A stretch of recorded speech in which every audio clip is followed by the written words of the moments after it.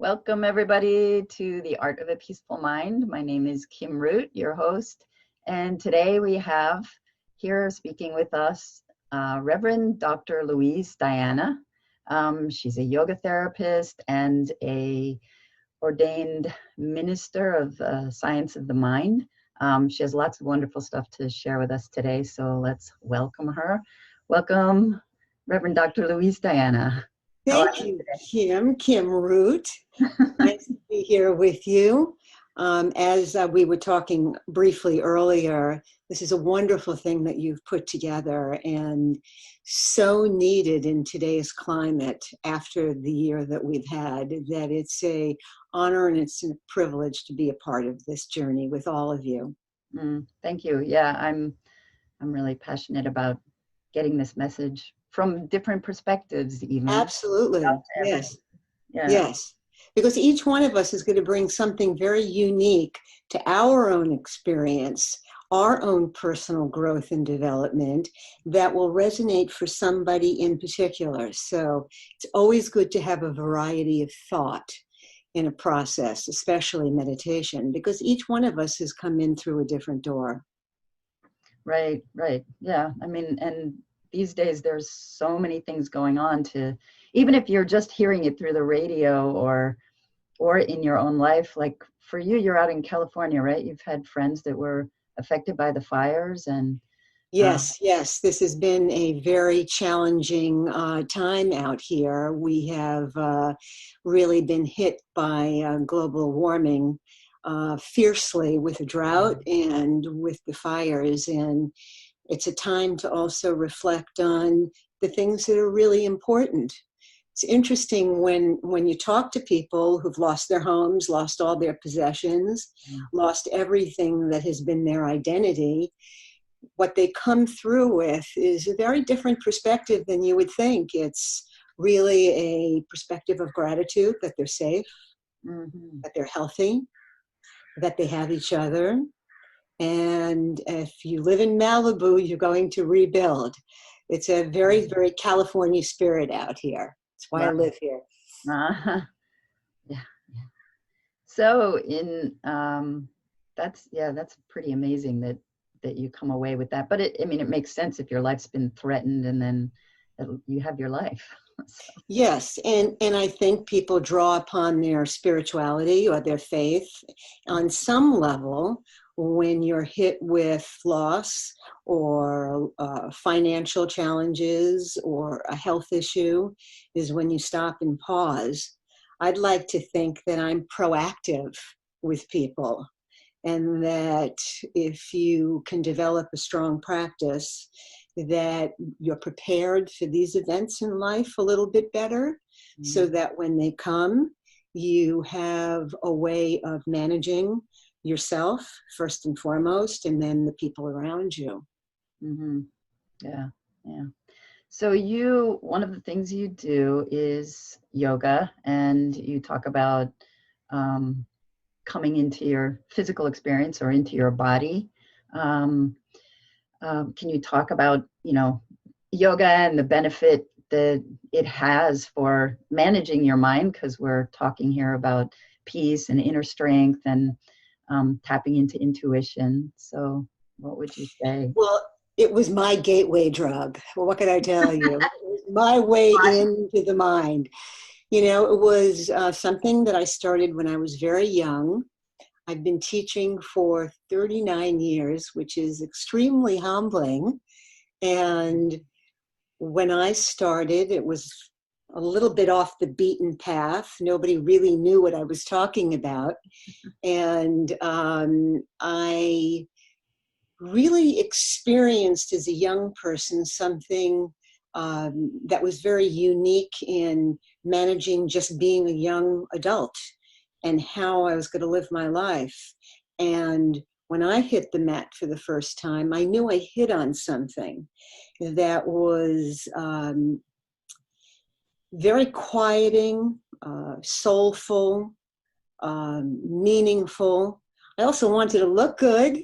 So it was a good way to stay in shape and be in touch with my physical body as my body has moved through now decades. So when I began to find that through my practice, I couldn't really help but understand that this was also affecting my outlook on life and my perception of life. I know a lot of people struggle with their body because they're in pain. They may have had an injury, or they may have not been taking the best care of themselves before they hit the mat. But once they do and become more aware of their inner self and their ability to stop and pause, the body suddenly starts speaking to them in a very different way.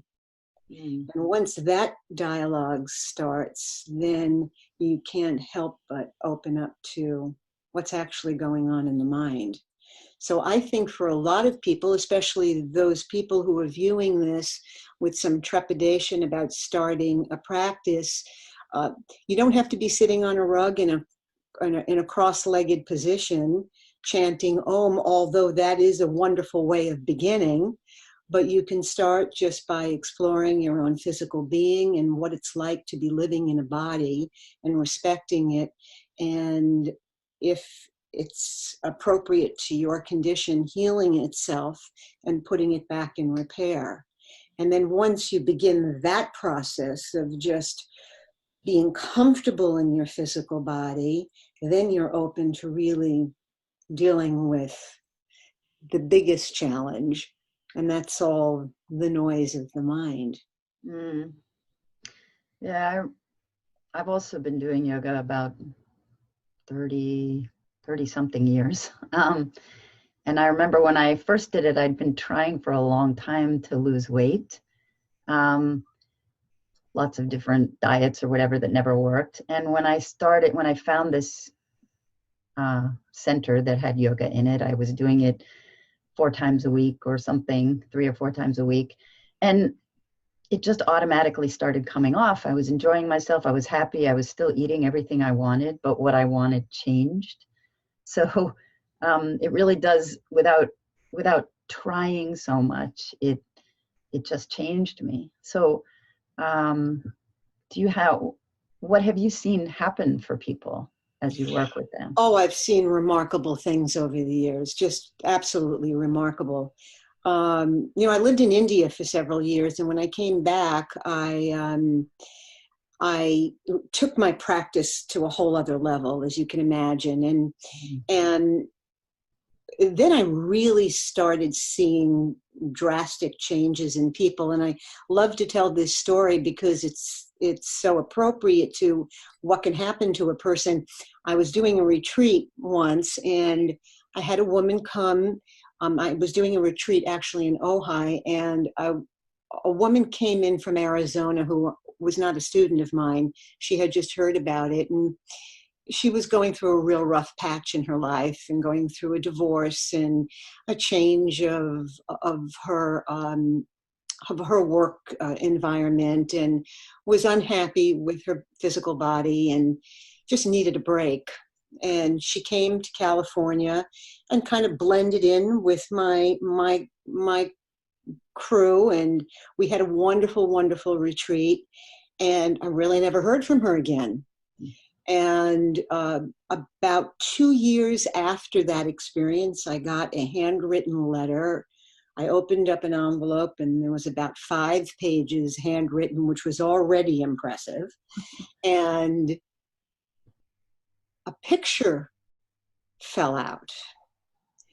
And this picture was just this beautiful, slim, very happy woman. And I had no idea who it was until I started reading the letter. And when I read the letter, it was this woman who had flown in from Arizona and gone to this retreat of mine. And her whole life had transformed. Wow. This was a 4-day retreat. It was not my intention to transform anybody other than just to give them a wonderful experience to get in touch with their bodies and clear their minds out. Mm-hmm. But we never know when we're teaching what really hits. and something struck her, and she went home and she made a very, very obviously strong change in her life. So things happen to people all the time.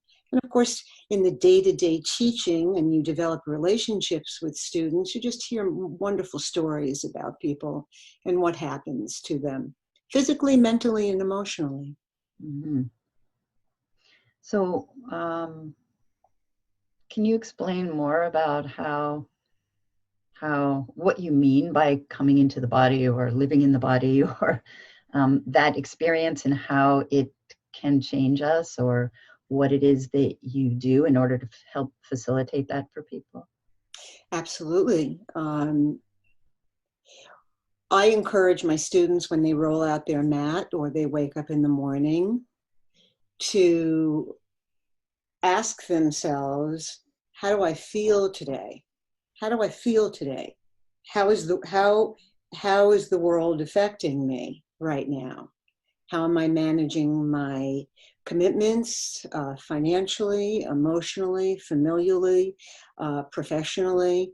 How is this landing on my body? So every day you have some self-inquiry. That's why we call it a practice. We're not rolling out our mat to have the perfect session of yoga. We're rolling our mat to simply ask, how am I doing? How are my shoulders? How's my back? How's my spine? How am I digesting my food?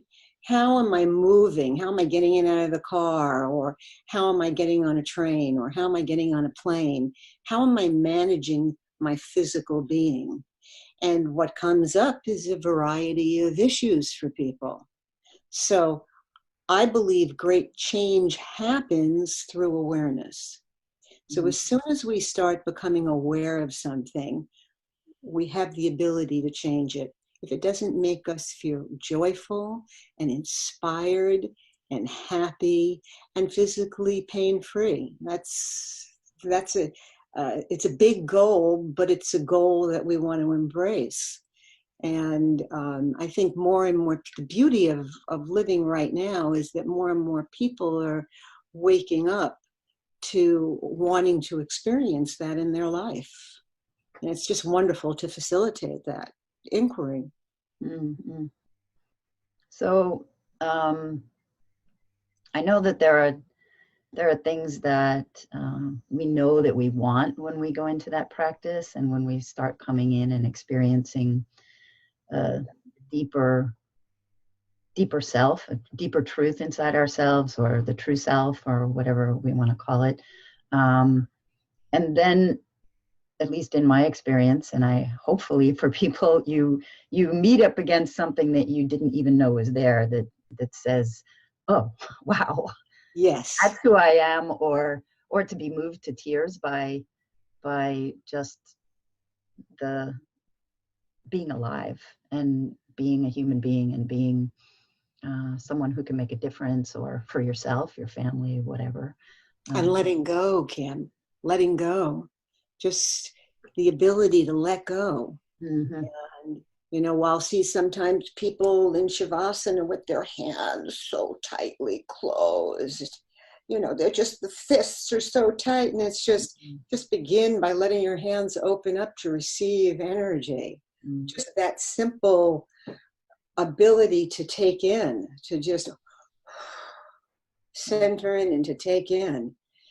It's once you start being able to do that, it gives you confidence to go back to the mat again.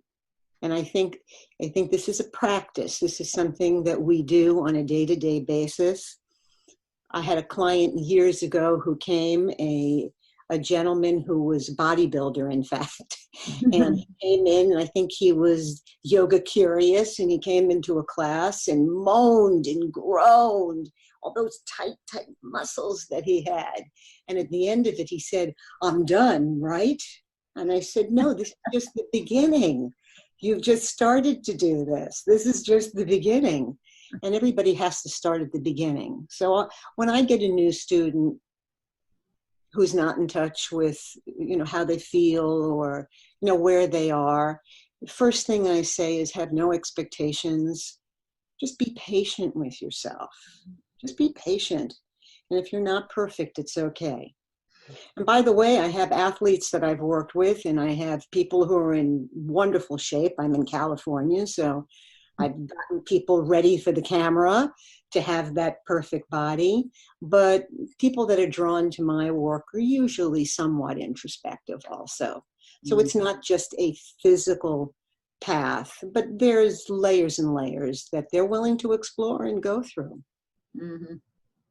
Yeah, there is a perception for a lot of people about what yoga is or is not. And a lot of times when I have people come into my studio, they'll, they may be somebody older and they think, well, can I do that? Will I be able to do it? I'm not very flexible, but that's really not the point, right? Yeah. Or where you are. And it's great also when you have a variety of ages in a room, which I love as well. So you see, you watch with wonder all the stages of life that people go through physically. And I think that's encouraging for people. It's, somebody who is older and has mastered at least one pose that they feel good in, I think is very inspiring for a younger person. Or if a younger person is struggling, and they can see that other people have been taking classes and coming regularly, that it's something to work towards. So I kind of like drawing a nice variety of people so you can really charge up the energy. By the way, that's not to dismiss the solo practitioner. There's something for everybody. And there's some people who it's just fine for them to roll out their own mat and do their own practice. There's no one way. It's the same thing with meditation. I love my own practice. I live at the beach here in Santa Monica. So, if I have a rough day, I just walk a few blocks and my world is right. I have a lifeguard stand with a garbage can actually to the side of it. We like to keep our beaches clean here in Santa Monica. And it's my screensaver. So when I have a moment of pause in life, of reflection, and I'm not at that beach, all I have to do is invoke it in my mind. My screensaver is my lifeguard stand and that receptacle, and I see it clearly, and it just brings me into my center. On the other hand, I love teaching and I love participating in a group meditation where, there's a sizable group of people meditating together that is also incredibly healing. So either or works for people. Just find what works for you. There's no one way. Moving meditation, stillness meditation, chanting, singing. There's so many doorways. I came in through the lineage of Vipassana meditation, and my teacher was an extraordinary man by the name of S.N. Goenka. And I was thrown into circumstances, a 21-day silent retreat. I was just thrown in. And for me, that worked with my temperament and my personality. It was the perfect thing to go. But people will get value from this. Just listening and hearing all of our words, that will be their entree too. So do you have any particular how-tos or tips that if somebody's just starting, or if somebody their mind is so busy they can't stop it, anything that they can do? Wow, that's a huge cup. Wonderful cup. I love it. It's my morning green tea cup. Isn't this spectacular? Yes, I love this cup. Thank you for noticing, Kim. Um, well, yeah, I do. I think it's good to create a little space in your home somewhere. Uh, get a pillow or, a chair, whatever is appropriate for your own body. Um, I have an altar that I sit at.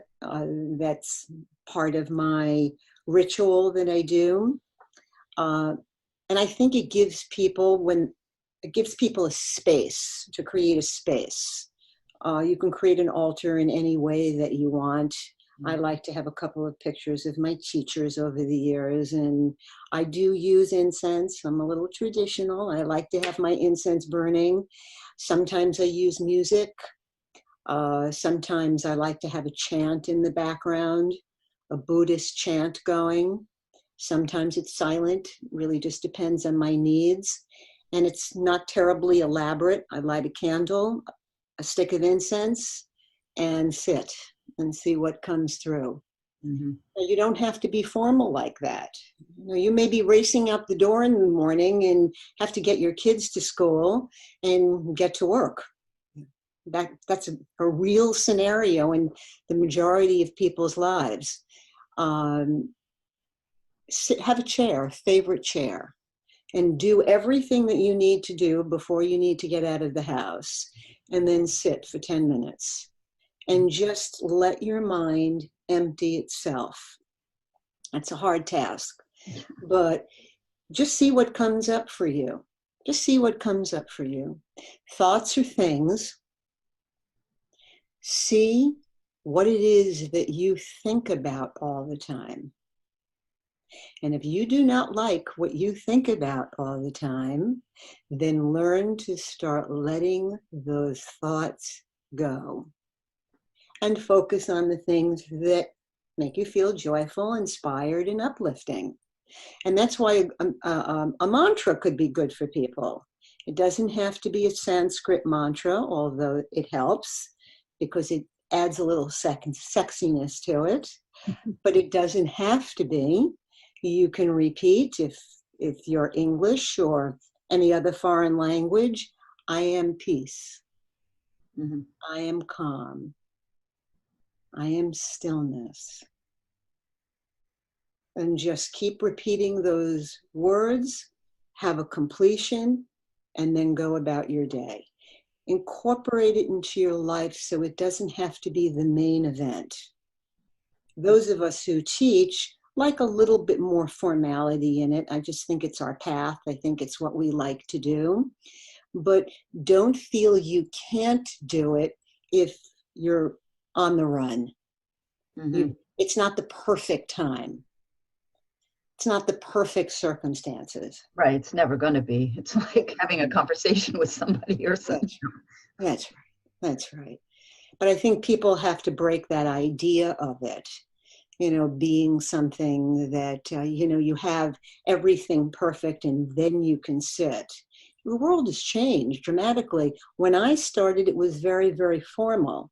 And I like to keep that as part of my process for myself.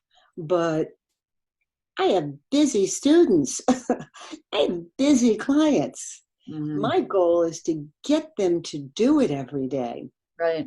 10 minutes a day. Mm-hmm. Changes your life. I'm Right. sure you've seen it as well. Yeah. Even sometimes I've decided when my life got really busy, even recently, I thought, okay, if I can't find time in between my classes or whatever, I just set my alarm 10 minutes early and sit right up in bed, close my eyes and just sit and watch and breathe. So, Yes. And it made a difference, for 15 minutes or whatever, and it makes a difference. And then I make sure I get it in. There's more elaborate ways to do it and physical postures to hold and chants or whatever, but at least that, even if my mind is really busy in the morning, I notice that makes a big difference, even if it feels like it's not at the moment, at the time that I'm doing it. Yes, yes, yes. So let everybody know who's viewing this break the formality if it doesn't work into your life, and make the commitment to yourself. The best commitment you can make is to yourself, because when we make our commitments to ourselves and we keep them, it gets easier to do it for other people. Yeah. It's, and I hate to use the D word, but it has to come up. It's discipline. Mm-hmm. Anything that you do that requires self-inquiry requires a discipline to it. Mm-hmm. And that discipline influences every other aspect of your life.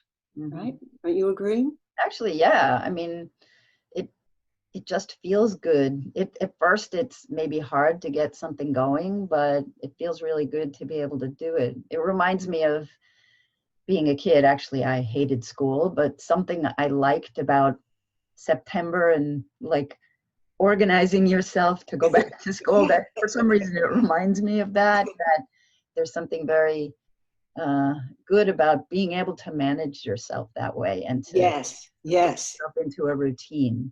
And it quiets everything and changes everything. So yeah, that's right. One thing I think that is important to bring up too is, eating can be a meditation. What can? Eating? Yes. Eating. Yes. Right. Just the act of sitting down and eating, because everything is all so connected, right, that take your time. Enjoy what you're eating. On my retreats, some of the ones I've done over the years are silent retreats. So your everything slows down when you're not talking, when you're not really engaged with other people. And it's wonderful to see people really eating slowly and mindfully and chewing and digesting. So how you eat becomes another form of, how about digestive meditation, where you're really embracing nourishment in your body. That might also make you think about what you're putting in your body too. Right. You're mindfully eating something, Yeah. You may have a second thought about, does this really embrace what I'm trying to achieve in my life? I think I'll make another choice here. Yeah. Right. It could ring a bell for you. And the taste comes up. I mean, you start to taste everything too. Yes, of course. So we're coming to the end of the half an hour, but I know you have a free gift to offer people. Would you like to talk about what that is? I believe, if my memory is correct, I sent this over to you last week. A lot's happened since last week. I'm going to offer, for those interested, a 10-minute check-in. We're going to have to be very efficient with that 10 minutes, but we can do a 10-minute check-in with each other. I'll offer my email, and if you reach out to me, we'll have a schedule and a time frame, and we can connect, and I will address something that's going on in your life right now with brevity. So I'd like to offer that. And if you are interested in really pursuing your meditation practice, I have a meditation tape that I will give to you. There'll be a small fee for shipping and handling, but I'd like to offer that as my bhakti yoga for the holidays to you. And I'm assuming, Kim, you'll have all that information available to the viewers. That'll be great. That'll be wonderful. All right. Well, I hope you have a wonderful day out there. Is there anything else you want to say before we sign off? Well, just want to tell people you're missing the best party bus ever. Come on, be a meditator. Yeah. No, I think the world has changed so much in the course of even the last decade. that for those of you who have been hesitating for whatever reason, sit with yourself, be comfortable with yourself, learn how to calm yourself down, care for yourself, listen, and begin that inquiry. And it's never too late, no matter where you are in your life. So thank you for allowing me to just share my thoughts with each and every one of you. And thank you so much for being here. And thank you everyone for coming, and we'll see you next time. Have a great day. Namaste. Namaste.